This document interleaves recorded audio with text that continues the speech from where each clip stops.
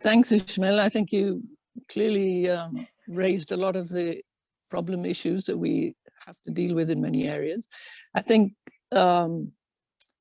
what comes out of what you say is that the problem in these areas is kind of tourist driven because, and I think it highlights some of the issues that one can deal with to prevent the problems happening. So leaving it just to the individuals, you know, you're open for problem. Leaving it to individuals of the host community is also a problem because, like you say, you're definitely, you know, everybody wants to maximize their financial earnings. And we see this all over the place. And of course, tips is one of the biggest issues that one deals with. Tiger areas, snow leopard areas everywhere. I think what it shows is that you really need the handling of the tourism has to be destination led, not tourist led. So the people at the destination have to clarify the rules and regulations and do it in a community way so that these fissures within the community aren't raised by the people visiting. So everybody should be clear on arrival or before arrival how to behave, how to deal with it, and all of that. I mean, basically, you know, the quality of the environment, natural, man-made, that's what's essential for tourism. And over-tourism is when that is qualified, when it, you know, the area, the environment's ability to cope with the use that it's getting goes beyond acceptable limits of change, which of course, you know, one needs to identify, but some are very obvious. I think so it is. I'm sorry. I mean, point on for that, because now what's happening is a lot of people don't want to walk because it's usually where snow leopards are found are there tough terrains, the mountains and snow and everything involved in it. It takes quite a bit to go to places around there. So in some of the places, they don't want to walk, so they're cars. And because it's a very cold place, the cars are running throughout the night so that they don't have a difficulty in starting in the morning. I mean, that's like fuel burning all night in all the cars. So that's another issue right out there. Absolutely, exactly. And I think that's a good example of where it's tourist led. I mean, I can take Ladakh, for example. You know, people were demanding lifts in hotels in a place like Ladakh. That's ridiculous. But, you know, the hotels have put in lifts, even though there really isn't or wasn't the power to generate those, and it's really not necessary.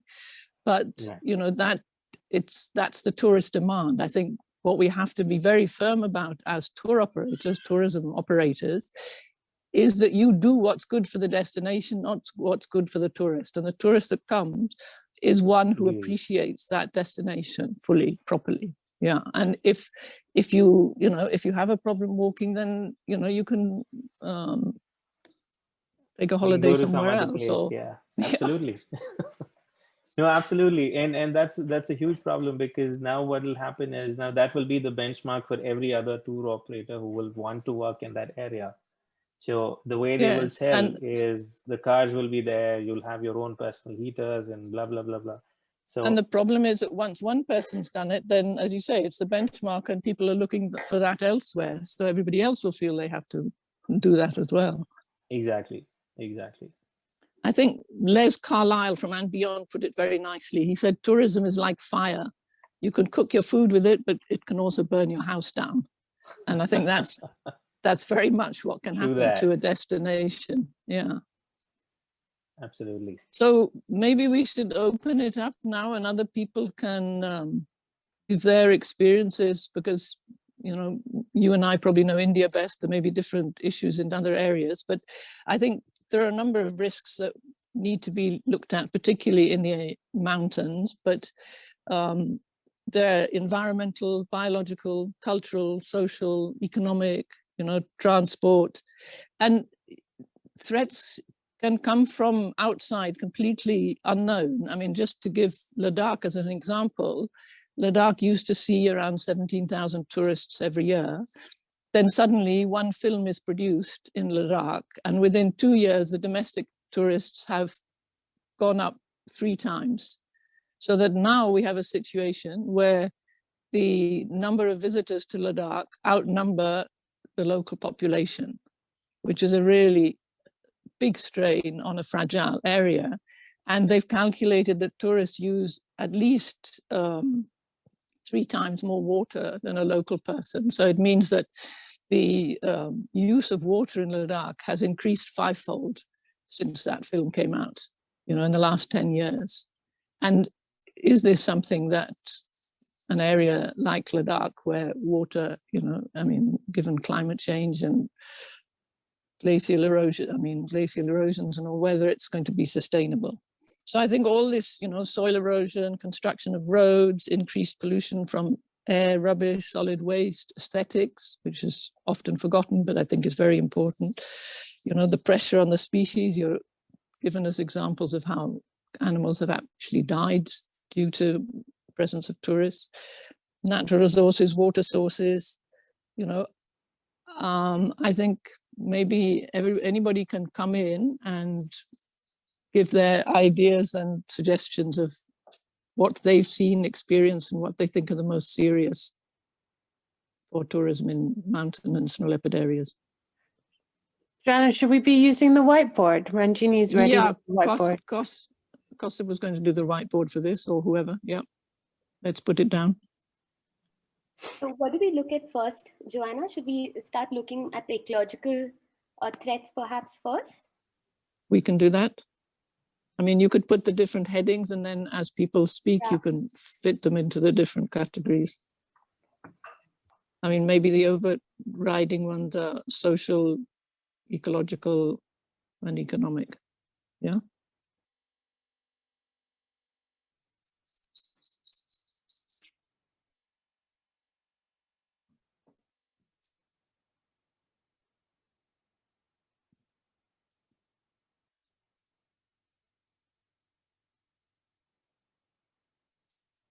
Nobody's found any problems in their area? Well, there's a big silence I'm hearing.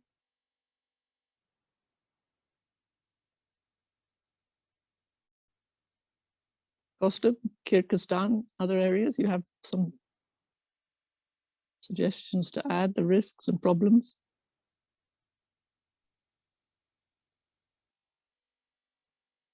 You're muted, Gustav. Hello, can you hear me? Yeah, you want to start the ball I've been rolling? trying to speak all this while, and I thought maybe it's redundant. Sorry, no, but I'm sorry. No, I think Ismail's presentation really opens up a new level of detail to the kind of challenges we may face, and I think and one point which I tried to even mention out there is, you know, there's this broader ethics we're talking about of, you know, how do we go about tourism, but then within that there are many elements. So I don't know at what point, but I think that becomes an important component of within this broader paradigm of conservation tourism or ecotourism or tourism in snow leopard habitats. There are certain practices which are you know, which are simply like do's and the don'ts, and they might be completely different than in other areas. And, you know, as he just explained, gave an example of use of drones. Now it's an incredible tool, or it's an incredible technology that, if used properly, can provide wonderful information, just like camera traps, just like GPS, just like any other smartphone. But on the other hand, it is something that can always you know, be used to harass wildlife as well. So I don't know at what point, but I'm just wondering, maybe you know, ethics of practices perhaps, right? Specific practices, I think those need to be also looked into and not just left the way they are, which may go through the local law of the land and beyond. Yeah, I think that's an important aspect. In fact, there was a website which actually gave down I'm just sharing that with it, as to how the drone's threat and what can be done to mitigate their issues. It's a good write-up. I thought it was very decently put, and I'm sure we can add more to it. We're always happy to add more to it. So.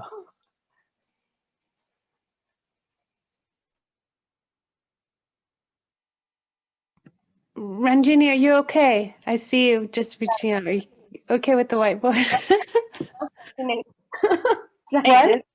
I lost internet. Oh, Oh dear. do you want someone else to take over the whiteboard if in case? Because I think you lost everything. Yeah, and my internet's not very stable right now, unfortunately. So I've just gone on to my phone internet. So I've lost, so maybe Kaustubh can take over because I think I lost everything. No worries. I think, Joanna, I mean, what people are saying in the chat, I've also heard specifically, maybe this is one of the most obvious risks that we see is the direct disturbance to snow leopard individuals, as Ismail described, because often tourism within snow leopard habitats, the obsession is about snow leopards, right? And our obsession globally with that picture of a snow leopard or a selfie with the snow leopard increasingly. So as that becomes a more and more obsession, it's getting closer and closer to the animals and disturbing them, whether on a kill or whether mothers and cubs as well, which can be very disturbing to a mom, which she might have to leave her den to find a new den, and she puts herself at risks and her cubs at risk. So direct risks to the snow leopard individuals. Yes, I think there are some issues that are specific to photographers, and as a wildlife photographer, ex-wildlife photographer myself, I'm rather shocked that they behave so very badly because they should know better. But certainly like the getting close to the snow leopard, I think is more for a photographer tourist than a normal tourist. But it clearly has revealed itself to be a major issue. And the other aspect of that, of course, is baiting and other ways of encouraging animals to be where you want them to be to take their photograph. Yeah, no, that's a good. So sorry, Ismail, just before. Sure, please. Yeah, no, Johan made a good point that photographers will always want to go closer and closer, but you know, and why are they going closer? Because there is a demand, or there is a market, or there's a likability for getting closer and more detailed pictures. Now, Ismail, you were involved, Behzad was involved, and some of our other colleagues were involved in helping develop what we call as the Snow Leopard Photographers Manifesto, which for an organization was a key to deciding whether an organization will use a certain kind of a picture or not. And to me, I think, you know, it can also come from it's the same thing, you know. I mean, you talk about poaching and other bigger issues. Even here, you know, if the demand stops, the supply will stop too, right?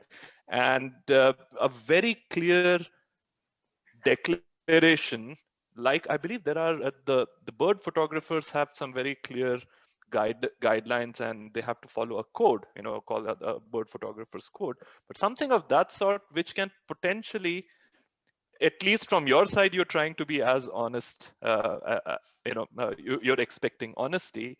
And, you know, there are times such information leaks out, and you will, if you've done something which is not done some hanky-panky stuff, then you might be reported.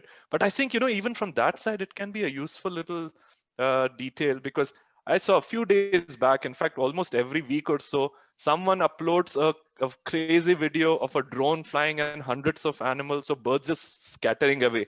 And everyone goes and likes it. I mean, some international big organizations, UN organizations, they end up liking and sharing it. And then when you start pointing out, they realize, oh yes, we shouldn't be doing that. But that's not their fault, because it is an interesting video and something new. But I think that code, you know, it's really important for us to be able to develop that and potentially go on the other side and also promote, you know, some things are just a no, you can't do that. Like baiting is a no, you can't do that. Similarly, some of these. So I think even from the what do you call, the buyer's end, if we may call it the buyer's end, or the end user's end. I think even from there one can create such manifesto or ethics codes. Sorry, I'm stuck with this one, but yeah. I'll share our version in my presentation right at the end that our guests have to sign on to and agree with. Flavia has an interesting question in the chat. She's asking, do we have examples of baiting happening and creating problems? With Jaguars, incidents end up encouraging a couple of attacks on people inside tents and boats. I think we have many examples with someone. Bezat, I think you'd shared a few examples when we had spoken. Yeah, I think everyone's got examples over here. Without calling any places out in particular, I think baiting is a significant problem. It can happen with any big cat, any predator. You know, if you want to see wolves, that might be tempting. If you want to see snow leopards, if you want to see bears. But just a few weeks ago, a very famous photographer was accused of feeding foxes in, I think, around Yellowstone National Park in the US. And recently that fox was put down, was killed because the fox jumped on a picnic table where tourists were, because it had been fed so often. And so, you know, in places like the US and in other more in conservation areas, national parks, which see a lot of tourists and have highly developed mechanisms to deal with problem animals, as they're termed. You see animals being put down. Bears get put down all the time across North America because they get into the habit of raiding people's homes, or to, you know, basically get fed or get used to eating trash. So these issues can and do happen across Kargil in the western part of Ladakh. There have been lots of issues with bears breaking into people's homes because of food issues and stuff. And with snow leopards as well across multiple landscapes, there have been several reports. And the most telling thing actually is when you see images from these places with domestic animal carcasses. So in, you know, my personal statistic is that basically for 100 snow leopard sightings, I might see one snow leopard on a kill. And so to actually have images being generated from any locality where you continuously have snow leopards next to kills, and those kills aren't blue sheep or ibex or urial or argali, they are young zoos or young yaks, then it indicates that there is something statistically improbable going on. And so when you have those in close proximity in close tight valleys, that also indicates to those problems.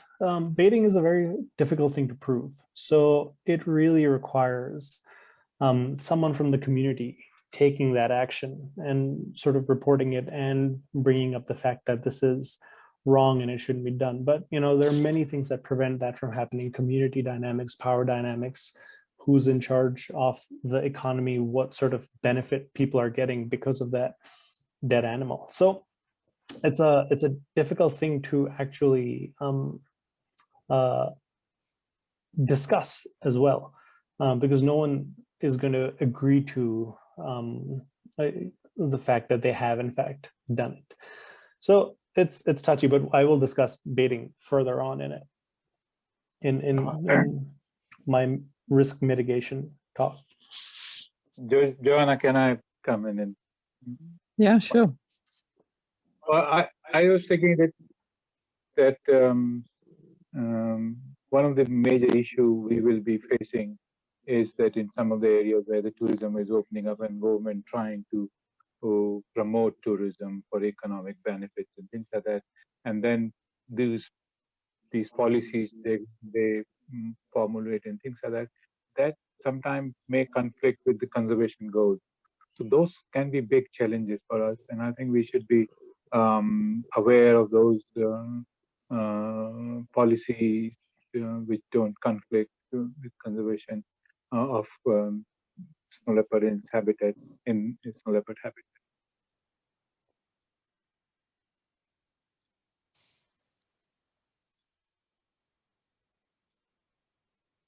Isn't it catch-22? Because majority tourists who actually go to such places in these extreme weathers are photographers, and unless, like you mentioned earlier, Kaustubai, once we have a manifesto which everybody follows, at least tries to follow, until then, I think it's going to be dependent on the people, the organizers, and also the homestay people, because homestay people are used to having people coming over. So I think it definitely has to depend on the homestay owners and the guides, the people on the ground, the local people, to enforce it. And one hopes the tour operators also, but they can also be, I mean, the problem is that anybody can be, financially driven, but those who actually live in the area have the greatest interest in running it in a long-term sustainable way, whereas a tour operator might just want to make as many bucks as he can in one season or a few seasons. The local people have to live with the damage or the changes, which can kill the income that they're getting totally. And if they understand that that's the case, so that short-term gain is long-term pain or whatever, they're the ones who with the most interest to keep things in order. And as somebody I think said in the chat, well-trained guides in all these issues is very important. And I think if there's some way of doing that on a community basis rather than individual, it can make a big difference. Because, yeah. Well, that's what I was coming to, like promoting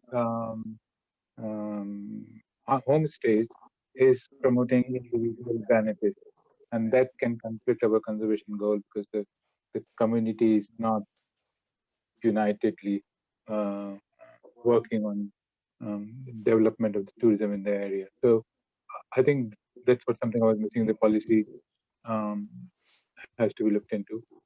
Homestays are good as far as ecotourism is concerned, but when it comes to tourism for conservation, then maybe homestay is not the best option.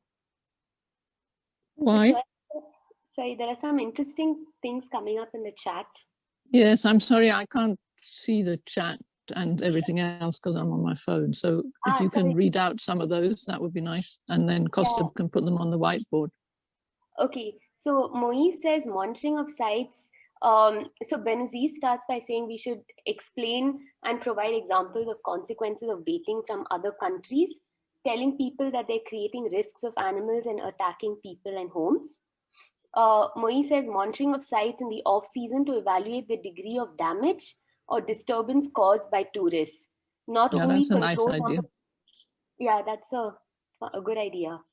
Not only control number of tourists, but also control number of activities to be allowed. There's also tourism can increase pollution and garbage pollution.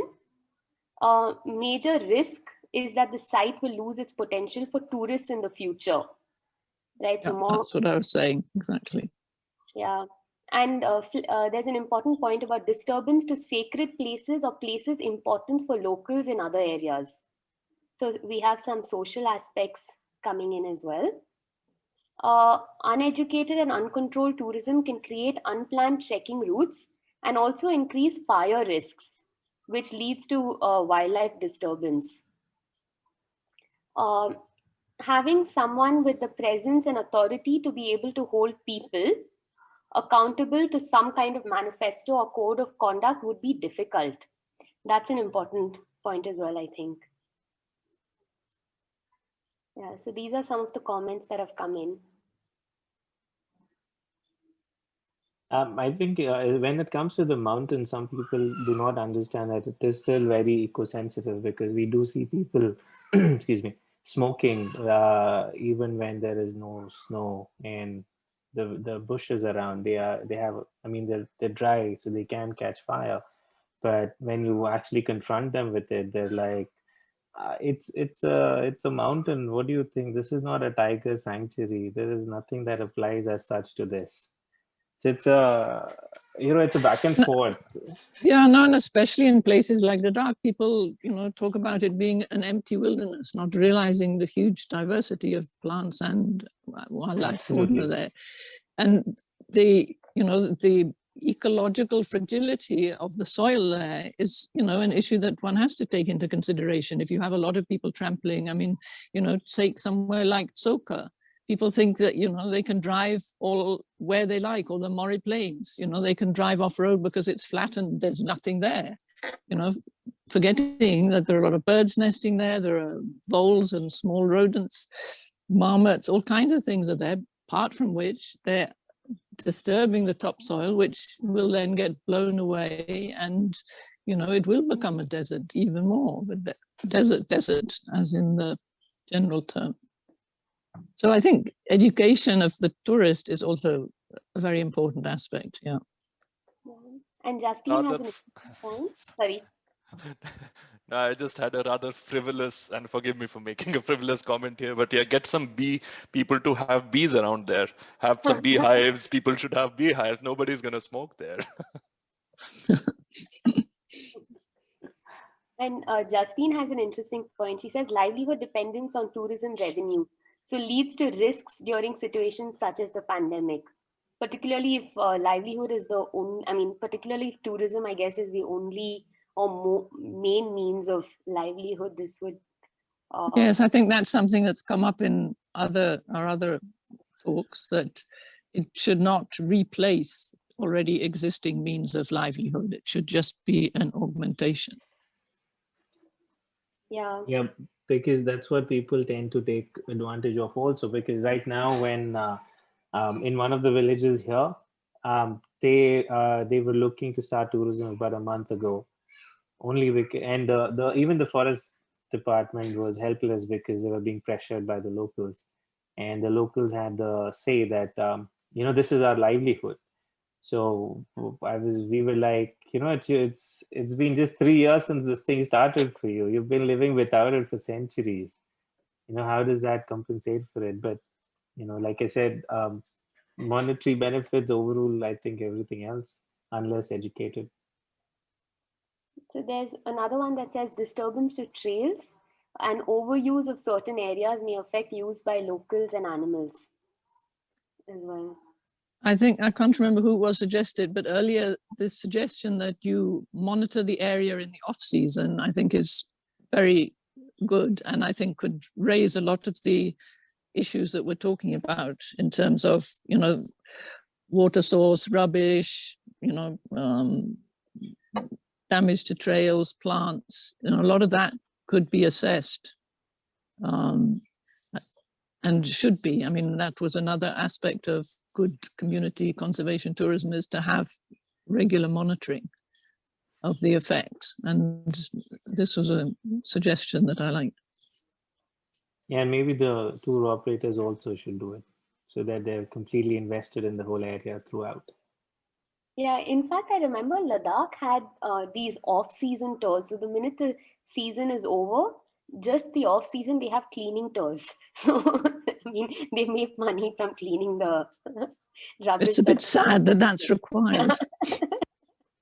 But yeah, Ladakh is a good example. I think it's amazing they ever allowed plastic bottles into the area at all. I mean, they're having serious rubbish problem there now. Yeah. And, if you ask me, they didn't need to. There's good, fresh, healthy water. And from 30 years back, organizations there have been filling bottles for you. I think the answer is to stop the problem from happening rather than figure out, ways of dealing with it once it has. Yeah. I don't know what's happening in Spiti, Ismail, with rubbish. I mean, both, solid waste and plastic and all the other. Have they found a way to deal with it? Are people forced to take it away with them, or how does it work? Actually, the guides themselves and the porters, they keep picking it up if they find anything on the way itself. So that And way where they're kind does of it sort of go? sorted. They just have it all dumped in one area, which supposedly gets picked up once a week or once in 2 weeks. And But you taken do come outside the across, area? yes, but you do come across plastic and I think 2018 there was a kill made by the snow leopard, and right behind the carcass was a big, huge plastic bag. So yeah, it's not that easy, but they're at least trying that bit out there. There's an interesting suggestion for protected areas. Establishing an education center or a visitor center can help to educate, control, and monitor tourist activities.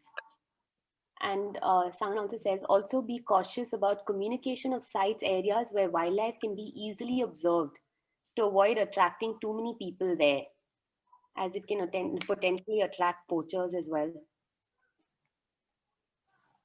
That's an And I guess interesting point, but it'll be even more interesting to hear our panelists'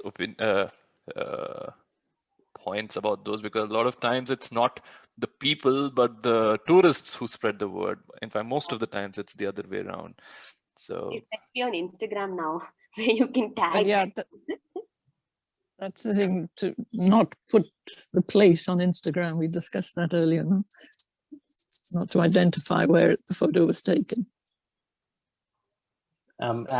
Even the establishing of an education center, I remember when I first went to Tadoba in 2007, before entering the forest, they had 2 people stand right in front of you and tell you the do's and don'ts in the jungle.